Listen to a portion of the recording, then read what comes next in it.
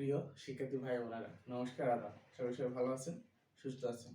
যারা আমাদের পেজটি নতুন, অবশ্যই একটা লাইক কমেন্ট শেয়ার করে দেবেন। যারা আজকে প্রথম আর কি আমাদের পেজটিতে, তো আশা করি গত ক্লাসগুলো যারা করছেন ফ্লো চার্ট অ্যালগরিদমে, গত ক্লাসটা যারা উপস্থিত ছিলেন, একটা মজার বিষয় হচ্ছে কি দেখেন, গত ক্লাসে আমরা করছিলাম কি সেন্টিগ্রেডকে আমরা ফারেনহাইটে রূপান্তর করছি।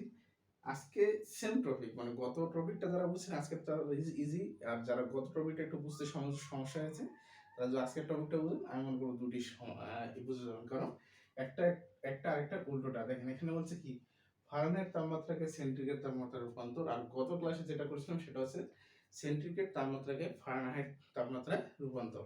তো কথা বলো আমরা আজকের ইজি টপিক, আমি এই টপিকটা আজকে রাখছি কেন, যারা গত টপিকটা বুঝতে অসুবিধা হয়েছে বা ক্লিয়ারলি বুঝেননি, আশা করি আজকের টপিকটা যদি সে ক্লিয়ারলি বুঝে তাহলে গত টপিকটা বুঝবে। কারণ দুইটা টপিক করার এটাই কারণ যে আপনি যাতে ইজিলি ভাবে টপিকটা বুঝতে পারেন। তো দেখেন আজকে ফারেনহাইটের বলছিলাম কি, ফারেনহাইট সমান বলছিলাম কি এফ এফ না, আর সেন্টিগ্রেড সমান ছিলাম কি সি। আজকে এখানে সেন্টিগ্রেডের সি এর মানটা কি, সি এর মানটা ফারেনহাইট, গত ক্লাসে আমরা ফারেনহাইটের মান বসেছি, আজকে সি সমান সমান মান আমাদের একটা আছে ফারেনহাইটের, মানে সেন্টিগ্রেডের একটা মান আছে, সেটা হচ্ছে কি 5f-32/9। দেখেন গত ক্লাসে ছিল এখানে 9 ছিল, তারপরে এসে যে বাকিটা আজকে জাস্ট উল্টে গেছে, একটু ক্যালকুলেশনটা উল্টে গেছে, বাকি সব ঠিক আছে, বাকি সব ঠিক। তার মানে বাকি সব ঠিক, তাহলে আমরা কি করতে পারি, অ্যালগরিদম, তাহলে ধাপ। আবারও বলতেছি, যারা গত ক্লাসটা মনোযোগী হতে পারে না, আজকে ক্লাসটা মনোযোগ সহকারে দেখুন, তাহলে গত ক্লাসটা সহ ক্লিয়ার হয়ে যাবে। তাহলে ধাপ 1 আমরা ক্লিক করে শুরু দিচ্ছি, তারপরে ধাপ 2 কি দেবো, ধাপ 2 তে আমরা দেবো কি ইনপুট হিসাবে। গত ক্লাসে আমরা লিখছিলাম কি ইনপুট হিসাবে, গত ক্লাসে আমরা লিখছিলাম ইনপুট হিসাবে সেন্টিগ্রেডের তাপমাত্রা সি এর মান গ্রহণ করব, কিন্তু আজকে আমরা লিখব ইনপুট হিসাবে ফারেনহাইটের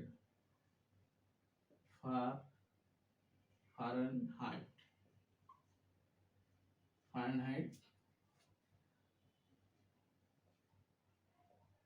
তাপমাত্রা কে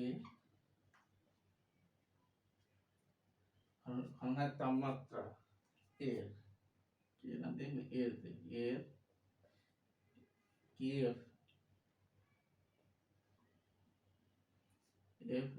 এফ ফারেনহাইট তাপমাত্রার এফ এর মান নির্ণয় গ্রহণ করি।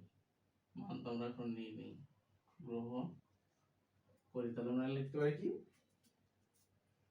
ইনপুট হিসেবে ফারেনহাইট তাপমাত্রা এফ এর মান গ্রহণ করি। এখন দেখেন, এখন এখানে একটু দেখেন, জাস্ট একটু মনোযোগ সহকারে দেখলেই আপনি ইজিলি বিষয়টা বুঝতে পারবেন। দেখেন এখানে দেখেন এটা করছি, তাহলে আমাদের ধাপ 3 তে কি, ধাপ 3 তে আর আগে আমরা নিয়েছিলাম কি ফারেনহাইটের মান, আজকে নেব কি সেন্টিগ্রেডের মান।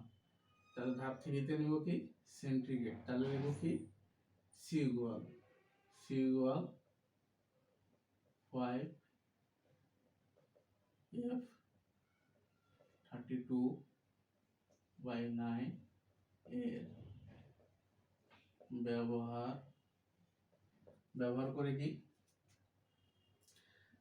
করে সি এর মান নির্ণয় করি। তাহলে ব্যবহার করে কি সি এর মান নির্ণয় করি।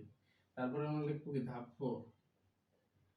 ধাপ 4 এ কি আছে, ধাপ 4 এ দেখেন, তাহলে আমরা ধাপ 4 এ সি এর ফলাফল হিসেবে কি লিখতে পারি,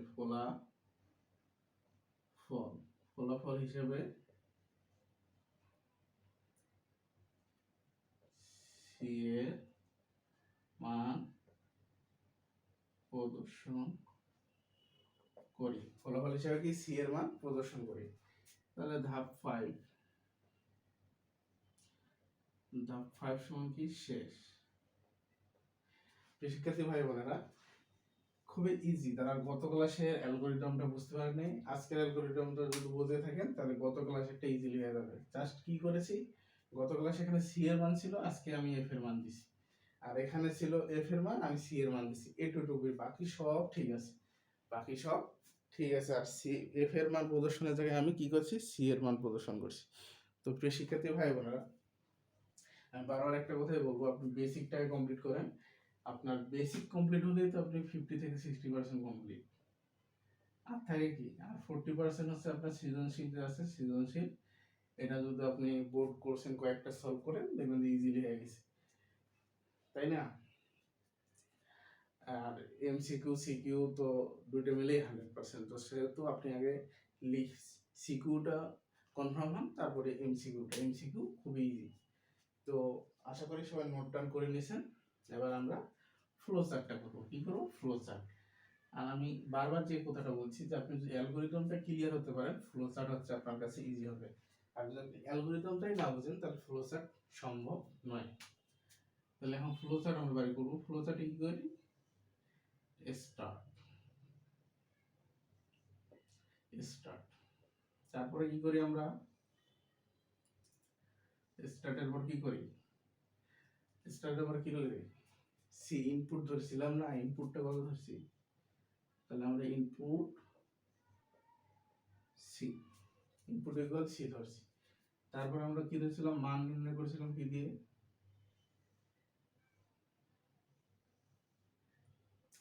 অনেকে যারা নতুন আছেন তারা ভাবতেছে যে স্যার এই যে জিনিসগুলো নিতেছেন এগুলো কোথায় আছে, এগুলো আসলে প্রতীকটা কই?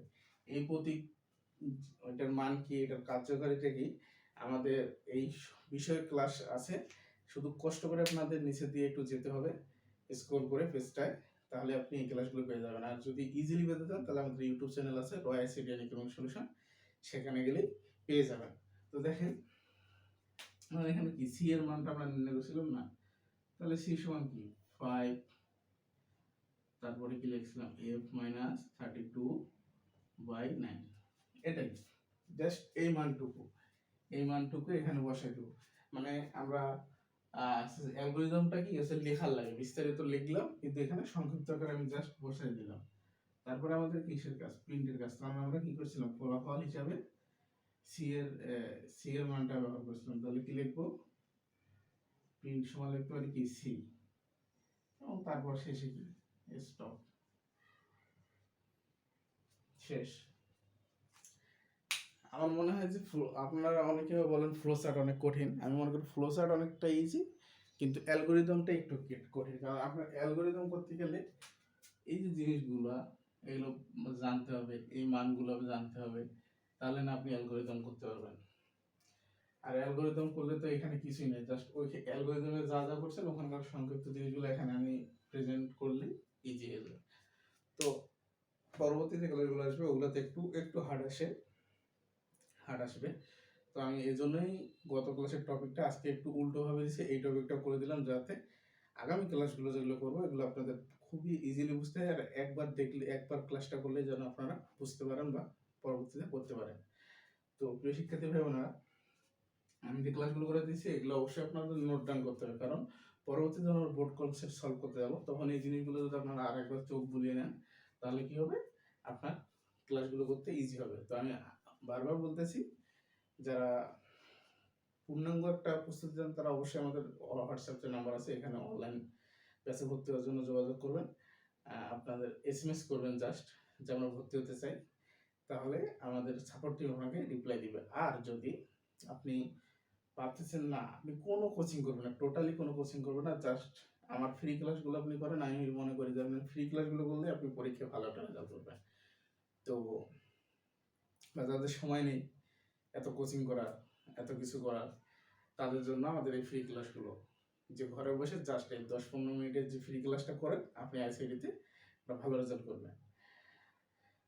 ফ্রি ক্লাসগুলো লাইভ নেওয়ার চেষ্টা করব, এই প্ল্যানিং নিয়ে আমরা আমাদের টার্গেট হচ্ছে যে আমাদের আইসিটি এন্ড ইকোনমিক সলিউশনের টার্গেট হচ্ছে যে আমাদের আপনাদের একটা ভালো সেবা প্রদান করা।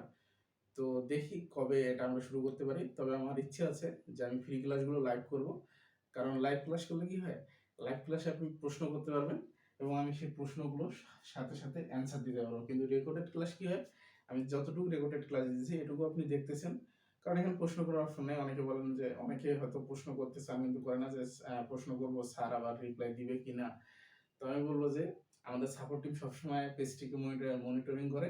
তো আপনি যে কোনো সমস্যার সমাধানের জন্য আমাদের কমেন্ট বক্স খোলা আছে, কমেন্ট বক্সে কমেন্ট করবেন।